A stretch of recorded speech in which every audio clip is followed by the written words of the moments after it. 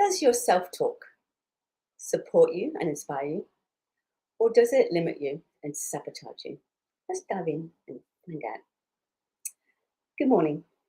If you were here yesterday, you would have remembered.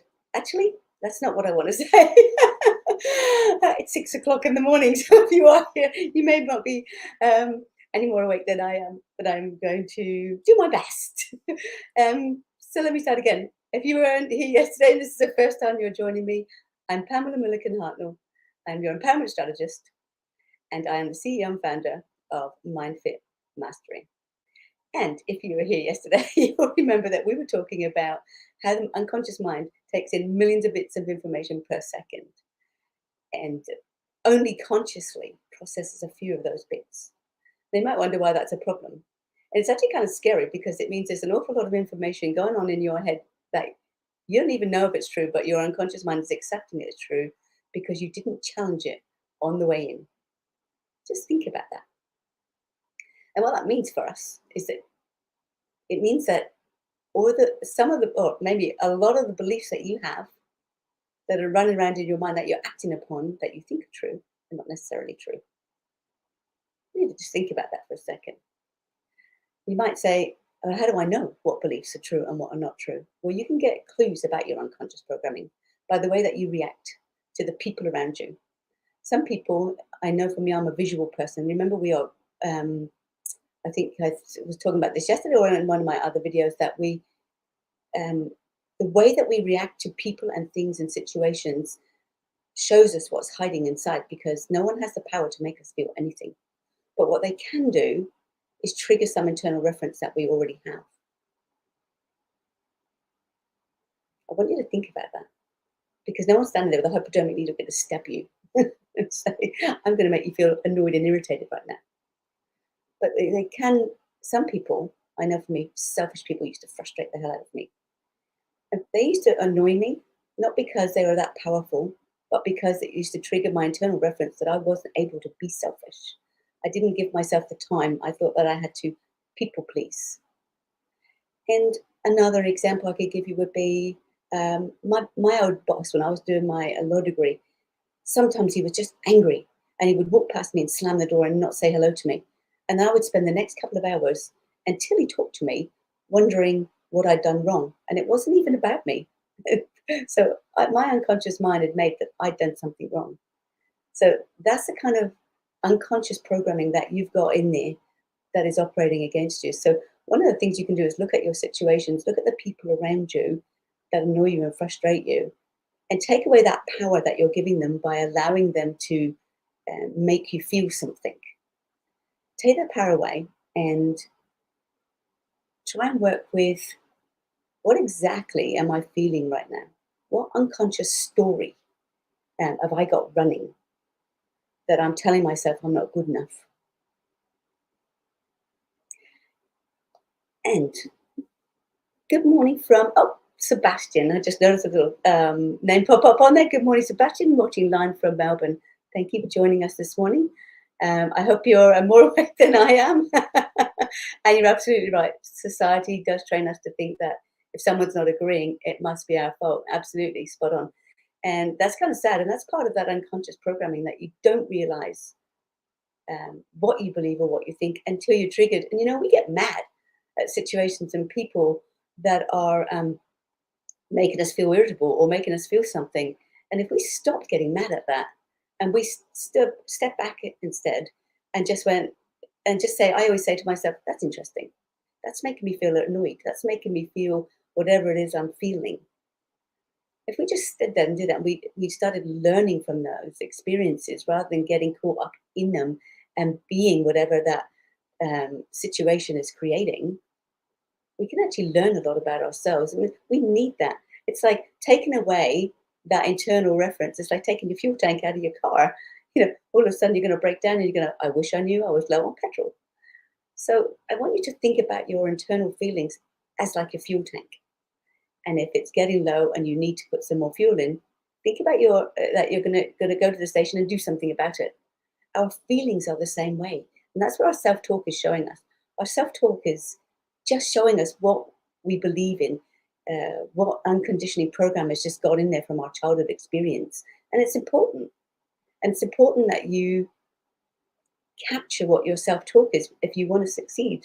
And if you don't care about succeeding, then don't worry about it. But if you do want to succeed, learn to understand what your internal references are showing you that you believe or that you feel about yourself. And it may not even be true, and if it was true when you were a child, it may not be now, you know.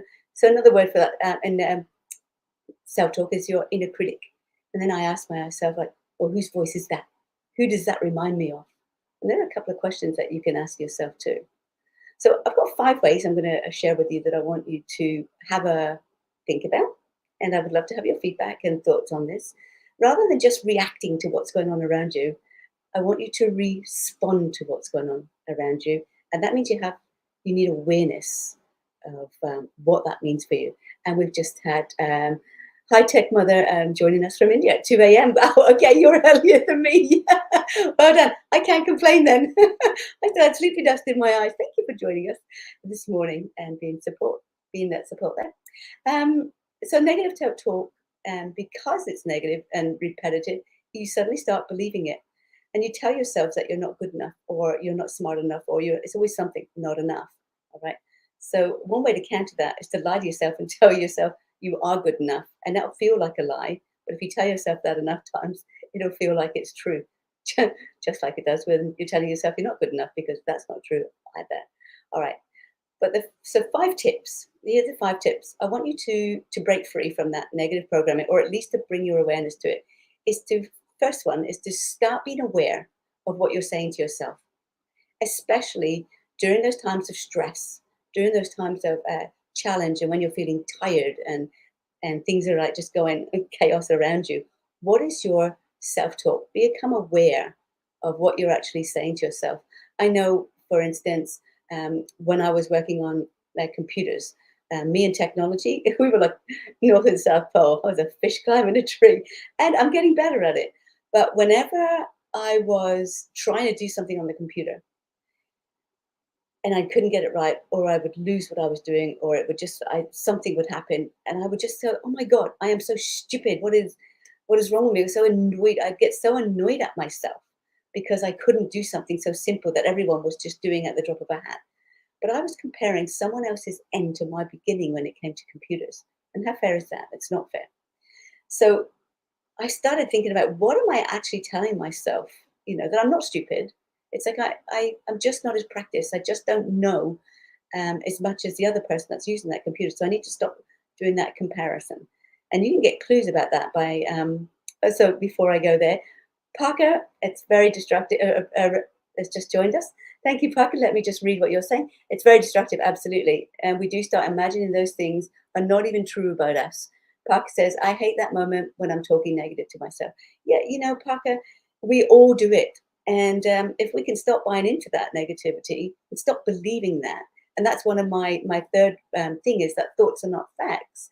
All right, if we stop buying into that negativity and we learn and grow from it, we can find out more and more about ourselves and what we truly believe. And then we can discover that we're capable of so much more. So become aware of your thoughts and what you're saying to yourself.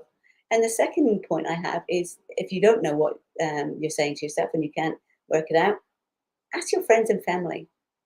What do I say in times of stress? Like, I had a friend that whenever they got stressed, they'd go, "Oh, I'm just worn out."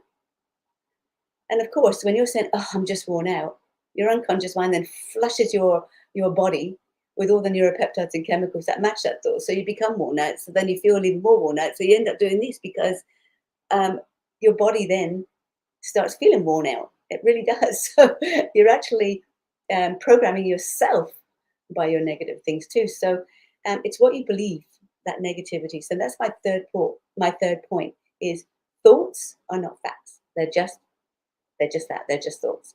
So I want you to challenge those thoughts. Give yourself, and that brings me to my point 4, is to give yourself another perspective. Right? What? So how do I want you to do that? I'd like you to. So firstly, what is your negative self-talk? Ask your family and friends. Thoughts are not facts, and to see them from another perspective, or ask yourself, why is it a problem? let's try that. I've got several ways of doing it, so I'm thinking what was the best way for you. So when you say, okay, that person doesn't like me, okay, why is that a problem? I don't feel like, for me and my computer, I'm not really good on it. Why is that? I feel stupid when I'm doing that. Why is that a problem? And then I can ask myself whatever I answer, why is that a problem? And why is that a problem? Until I can get to a probably more deeper meaning of why it's a problem, rather than that superficial one of like, because it's so frustrating and it annoys me and I've got stuff to do, which is all superficial. And then one more thing I want you to do is to replace, if you can, that negative self talk with a neutral thought. It'll be really difficult to replace it with a positive thought, especially if that positive thought contradicts what you truly feel. And that's why those positive statement things don't work, because if you're saying, I'm good enough, I'm good enough, I'm good enough, your unconscious mind, that little negative voice, is going to say, no, you're not smart enough, you're not as smart as your brother, you failed at that, you're rubbish at this. And it will just give you this diatribe of internal monologue that is completely negative. So what you're actually doing by trying to be positive, you're focusing on something that you don't truly believe. So make your statement neutral. So understand, I feel stupid right now. That's a negative statement. If that's what your internal critical voice is saying to you, your self-talk.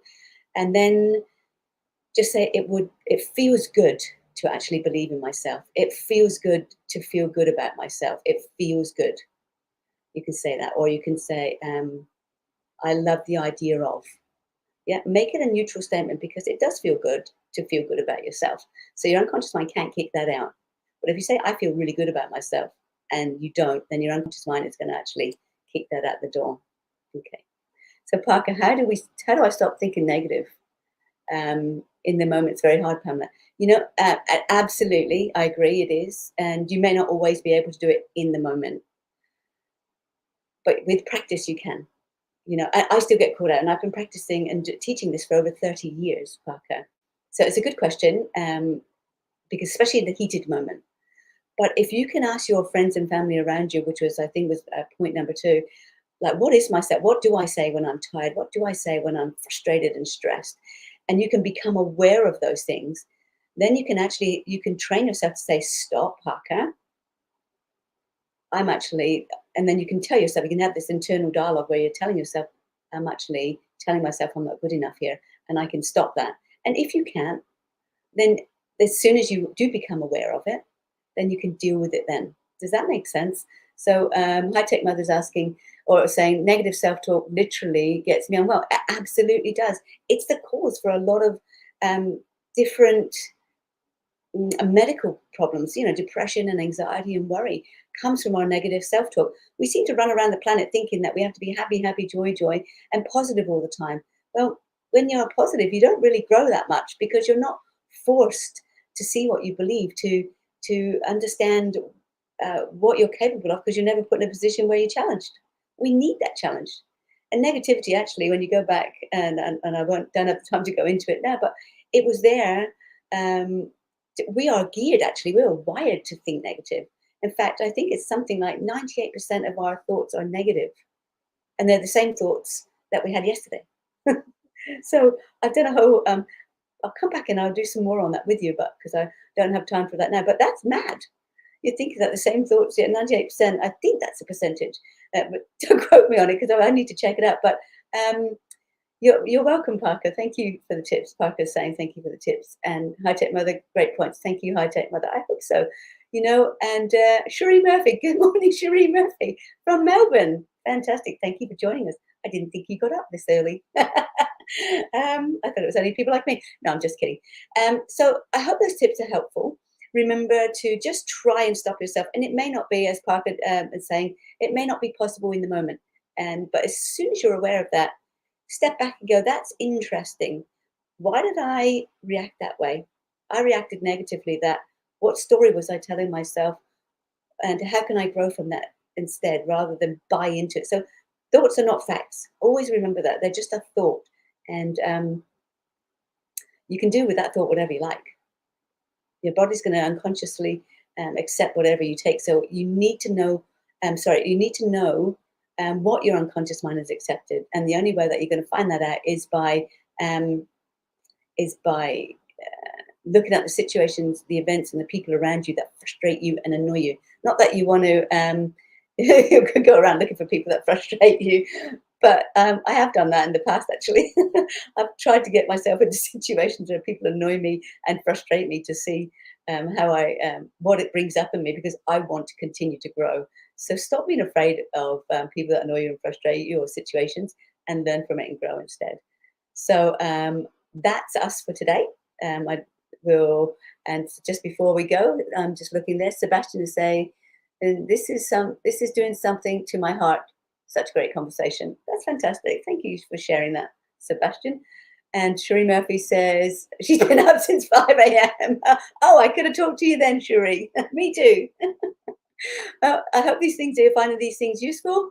I have a group called Reset Your Life group. I would love for you to share how you're using those tips, how they're working for you in that group.